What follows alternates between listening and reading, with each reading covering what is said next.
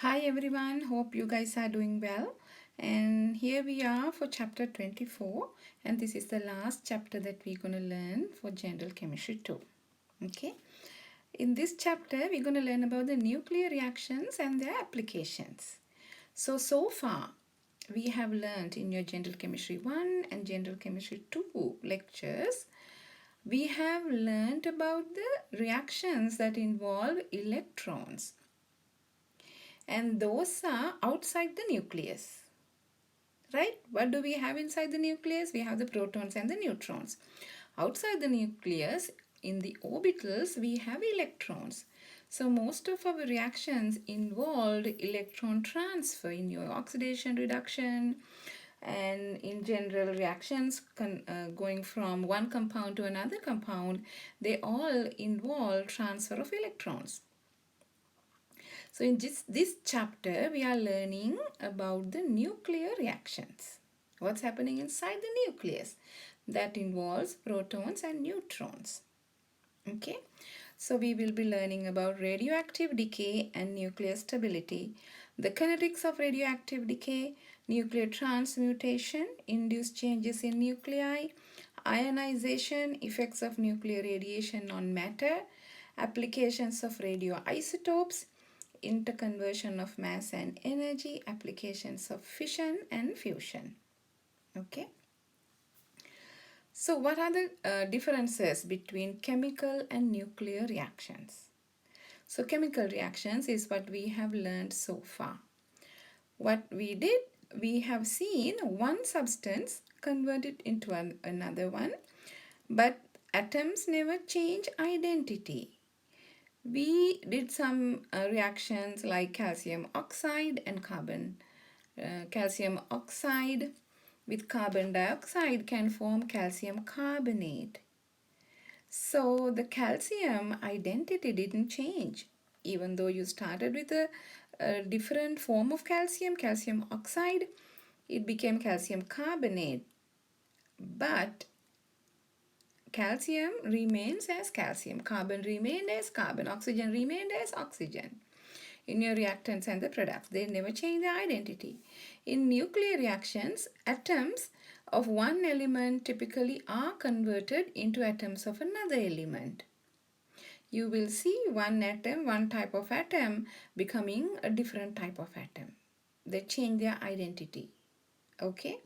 It is going from one element to another element. For example, you can go from uranium to maybe after a series of reaction, it can go to lead.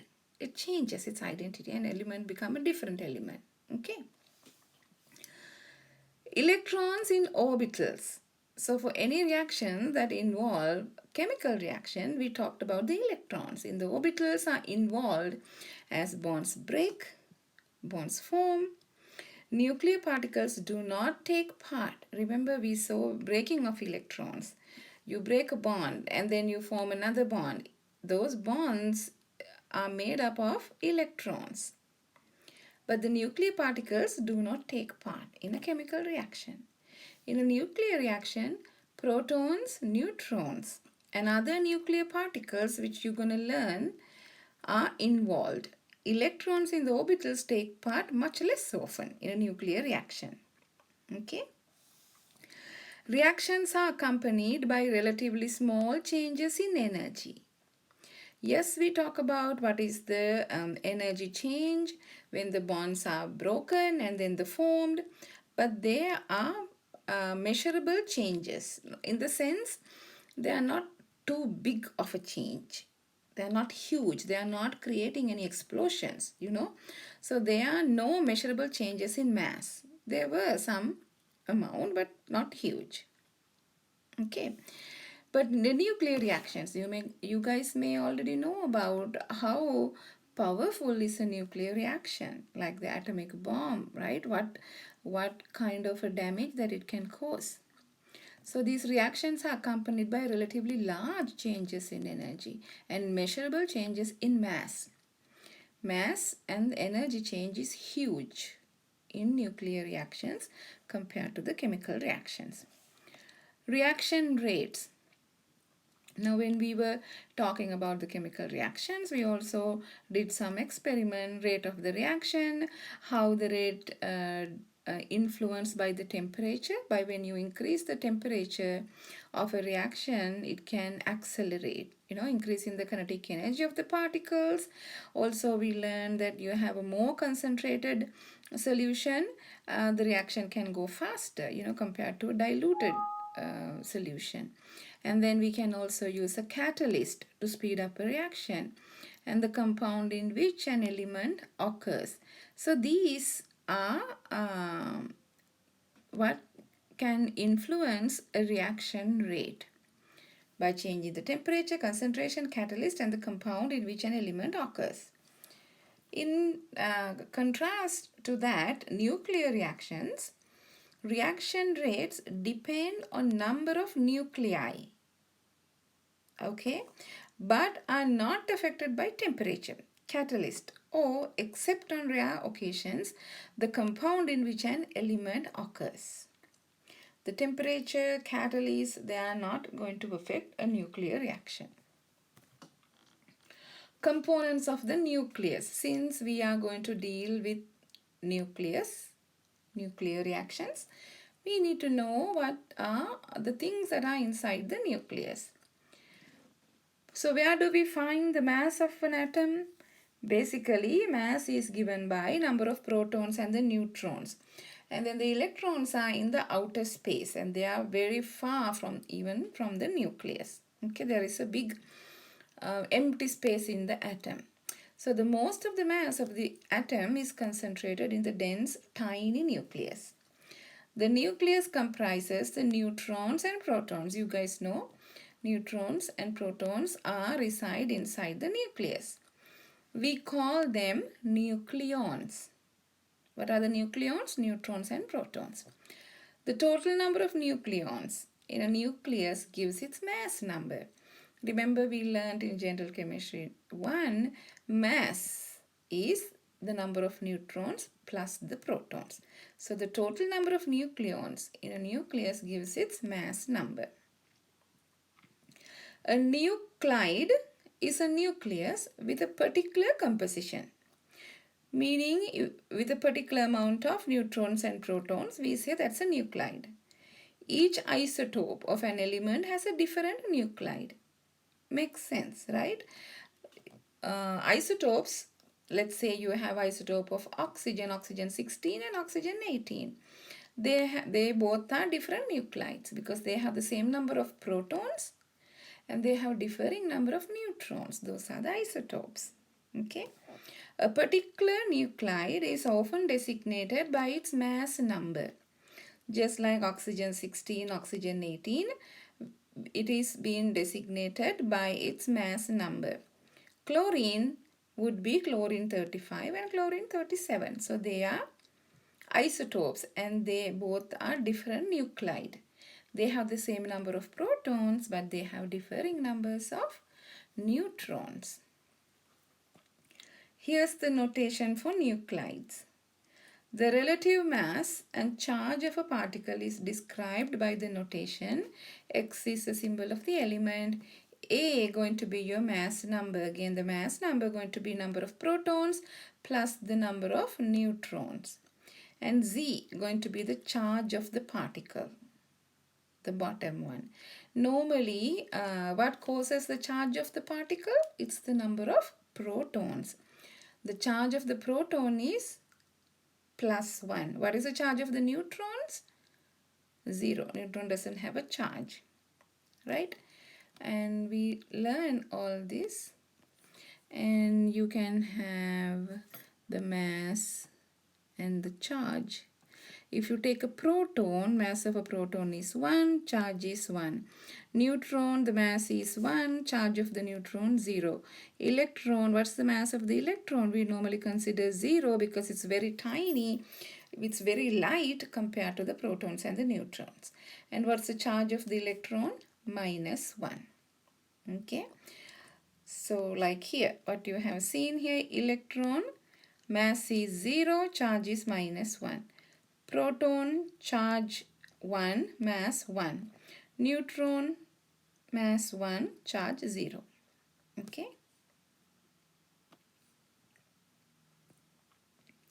Radioactivity. Many nuclides are unstable and spontaneously emit radiation, a process termed radioactive decay. What is then radioactive decay? It is a spontaneous emission of radiation from unstable nuclides. The intensity of the radiation is not affected by the temperature, pressure, or other physical and chemical conditions. When a nuclide decays, it emits radiation and usually changes into a nuclide of a different element. Okay, so if you have a radioactive element, if it's undergoing a decay process, it will eventually become a different element. There are 3 natural types of radioactive emission. Now, how does this happen? How does the radioactive decay take place? Let's see how it happens. Basically, there are 3 natural types of radioactive emission. One is called emission of an alpha particle. Alpha particle, we give the symbol alpha. And alpha particle has a mass of 4 and charge of 2. Or it symbolizes by a helium plus 2 atom. Now helium is the element number 2 in the periodic table. Helium has 2 protons, right? And then it also has mass number 4. It has 2 protons and 2 neutrons. So mass number is 4. So helium plus 2, mass is 4 and then the charge is 2. That is identical to the alpha particle. Okay, helium 4 nuclei. And there is another type of decay, we call it as a beta particles. So what is a beta particle? Beta particle is given the symbol, this is beta. Also it has a negative charge, so you can also represent it by a beta minus, or if you write the correct symbol for the beta, it would be 0 minus 1. What is this 0 means? That's the mass number. Negative 1 is the charge. So the beta particle has a charge of negative 1 and mass of 0. What is this symbolizes? Which particle of that we know has a 0 mass and negative 1 charge? 0 mass, negative 1 charge. It's an electron, similar to electron. But we don't call here or give the symbol beta particle as an electron. We don't put E here. That is a difference. So these are, since they have the same charge and the same mass, we call them as high speed electrons because they carry the same mass and the charge. But these electrons are different from the electrons that you find in the orbitals. Okay, these are emitted by the nucleus, beta particles. They are high speed electrons. And then you also have gamma rays. Gamma rays gives us a symbol. Gamma rays, gamma, and then the correct symbol with the mass and the charge 0, 0. What is the mass of the gamma rays? 0. Charge also 0. And they are very high energy photons. Very high energy photons. So photons, we also have resembled a photon as h nu. If you remember from Gen Chem 1. So they are very high energy photons. Normally we get photons from the sun's light, right? But that is not as high energy as these gamma particles. Since they carry lots of energy, we call them as high energy photons. Okay, gamma rays. And how the 3 types of radioactive emissions behave in an electric field. So here you have a radioactive material connected to a voltage source, okay, with a lead block so the radiation will not go outside. And you let the particles emit from the radioactive metal and then you monitor where these particles are heading. And you also have two charge plates. One is negatively charged plate and then the other one positively charged. So the alpha particles are moving towards the negatively charged plate. That is, alpha particles are positively charged. Beta particles are moving towards the positive plate, meaning beta particles are negative because always plus and minus attract, minus plus attract. But about the gamma particles, it doesn't move to any of the electroplates, charged plates. It just goes directly, meaning it doesn't have any charge. Gamma particles are neutral. Nuclear equations. When a nuclide decays, it forms a daughter nuclide of lower energy. A reason a nuclide decays, it carries energy, and then it needs to get rid of some energy and become a different element. We call that as a daughter nuclide of a lower energy. The excess energy is carried off by the emitted radiation. So what happened to the energy that you had in the parent nuclide? It carried off by the emitted radiation and the recoiling nucleus of the daughter nuclide. So some of these going to go to the daughter nuclide and some of the energy goes with the emitted radiation. Remember the high energy beta particles, high energy electrons, so high energy gamma particles. So the energy can be carried away with those particles. The decay process is represented by a balanced nuclear equation. Both the total charge and the total mass must be balanced.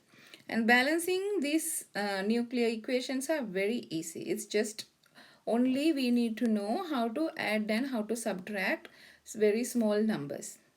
Okay, so that's easy. No huge calculations here.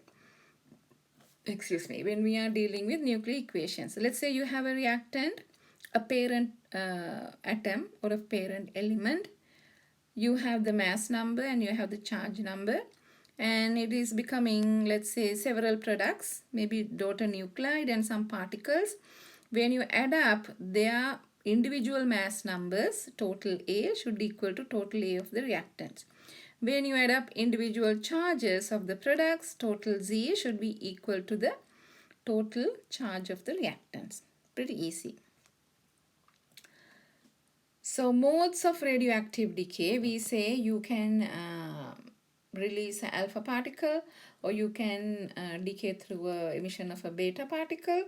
So these are two, and then we're going to learn some more that's called electron capture. So let's see what are these modes of radioactive decay. Alpha decay involves the loss of an alpha particle from the nucleus. For each alpha particle emitted, remember alpha particle, mass number 4, charge number 2.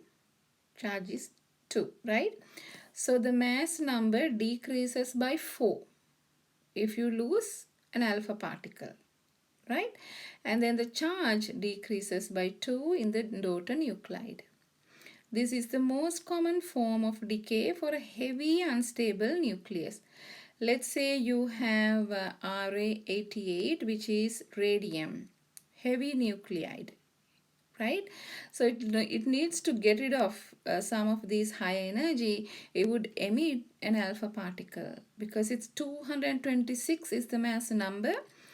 To reduce the mass by 4 and become 22686 Rn, which is radon, it will emit an alpha particle, right? So radium will emit an alpha particle to become radon, and then you start with 226 mass number, 88 charge. Alpha particle is 4 mass number, 2 is the charge. So radon mass number should be 222. That's a typo right there. It should be 222. Okay. This, you see here there is a typo, 226, because plus 4, 222. Rn 222. 222 plus 4 equals 226. So when you add up the masses, 4 and 222 should equal to 226. And similarly, the charges, 86 plus 2 is 88. Okay. And that's how an alpha particle decays, and you write the equation. And then the beta decay. Remember, the beta particle is mass is 0, charge is -1. What happened in the beta particles? Beta decay involves the ejection of a beta particle from the nucleus. The overall process here is a neutron is converted to a proton, which remains in the nucleus, and a beta particle is expelled. Okay. See here, neutron, the nucleus is consist of protons and neutrons. That's how you get the mass number. So one of those neutrons are going to convert to a proton. So neutron is mass number 1, charge number 0. Proton, mass number 1, charge is also 1. So when you eject a beta particle, beta charge is -1, mass is 0. So basically, by emitting a beta particle, a neutron in the nucleus become a proton. Okay. So look at now how we balance it. So here 0 is the mass plus 1. 1 plus 0 should equals 1. And 1 minus 1 is 0. So the mass is balanced in the both sides. Charge is also balanced. Okay. A remains the same in the daughter nuclide. A is the mass number because beta particle doesn't have a charge. A remains the same in the daughter nuclide, but the Z charge increases by 1 unit.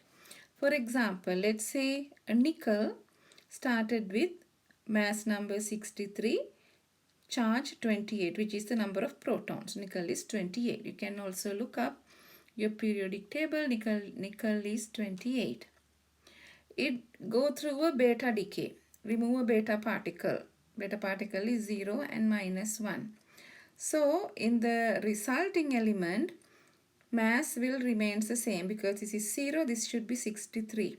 Since the mass, the beta particle is -1, this part or the charge has to be 29, going from 28 to 29, because 29 minus 1 equals 28.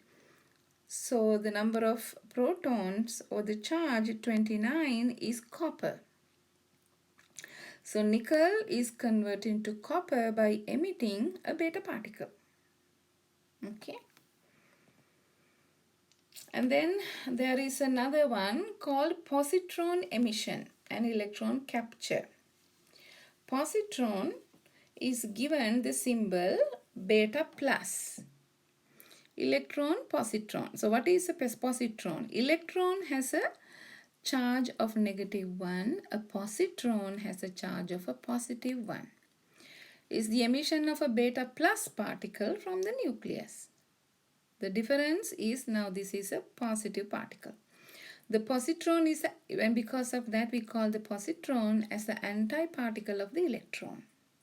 Because electron -1, mass 0, positron +1 charge, mass 0. A proton in the nucleus is converted into a neutron and a positron is emitted. So in the process of positron emission, what is happening is a proton in the nucleus converted to a neutron. In the case of electron emission, in the case of a beta particle emission, neutron converted to proton. In the case of positron emission, proton will become a neutron. Because a positron, you can see the symbol is 0 plus 1. Proton 1, 1. So what's left here should be 1 as the mass, 0 as the charge. With the mass 1 and charge 0 is a neutron. Okay. 1 plus 0 is 1. 0 plus 1 is 1. Balance. A, which is the mass number, remains the same in the daughter nuclide, but Z, charge increases by 1 unit, because the charge become 1 here. An example would be carbon. If you started with the carbon, mass number 11 and then the charge 6. Emitter positron is mass 0, charge 1. What is left here, this need to be remain 11, and then the charge, since you have 1 here, charge need to be 5 here, because 5 plus 1 should equal 6. Which one has the atomic number 5? Which is boron. So carbon can convert to boron by emitting a positron. Okay, and then the other one is called the electron capture. So what happened in electron capture? It occurs when the nucleus interacts with an electron in a low atomic energy level. And in this case, a proton is transformed into a neutron. That equation is not here. Proton, which is 1, 1. Electron capture, when you say capture, it doesn't say emission. Capture means then electron has to be in the left side of the equation since it's capturing. And then the electron is mass 0, -1, electron capture. And where does the electron come from?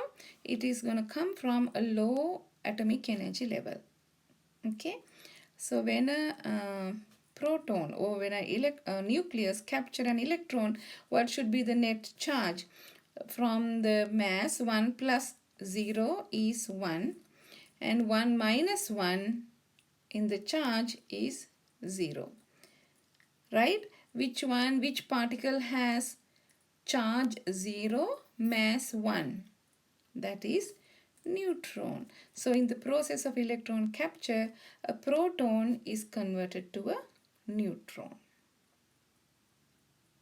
And it is the same effect, right? You see here, this one right here and this one right here. The first one we talk about in this slide is the positron emission. In that case also, a proton became a neutron. And then electron capture also, the end result is the same thing, a proton becoming a neutron. The effect on the A and Z is the same as for positron emission. They are similar, electron capture and then the positron emission, the net result is the same. What happens in the gamma emission? Gamma emission involves the radiation of high energy gamma photons. Gamma particles that doesn't have a charge or a mass. Gamma emission usually occurs together with the other forms of radioactive decay. Several gamma photons of different energies can be emitted from an excited nucleus as it returns to the ground state. So if you have a very excited nucleus in a higher energy state, it can come down to the ground state. Through that process, it can release gamma photons of different energies. All the gamma photons doesn't have to carry the same energy. Okay. Gamma emission results in no change in either A or Z. Why? Because the gamma rays have no mass or charge. And these next two slides can show you what is the changes in mass, charge with regard to different types of decays.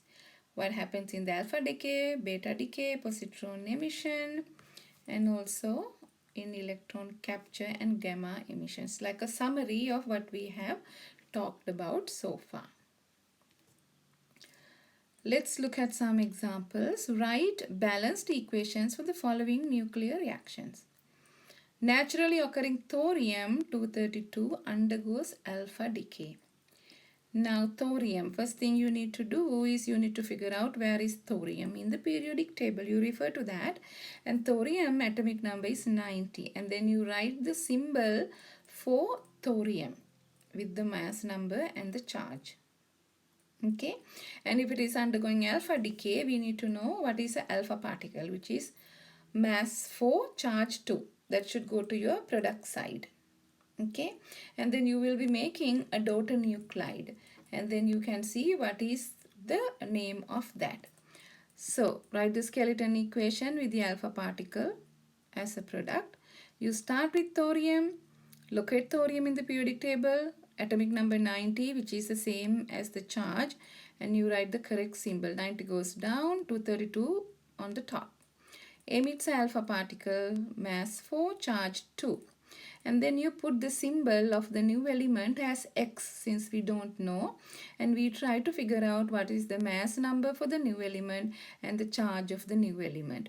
Since this is 4, when you add this 4 and this A should equal to 232. So meaning 232 minus 4 is 228. You can check 228 plus 4 is 232. And then here you have 2. When you add the 2 and this Z should equal to 90. So then the Z charge has to be 88. Okay. After you figure that it is 88, you refer to your periodic table and see which element has the atomic number 88. So atomic number 88 is radium, symbol Ra.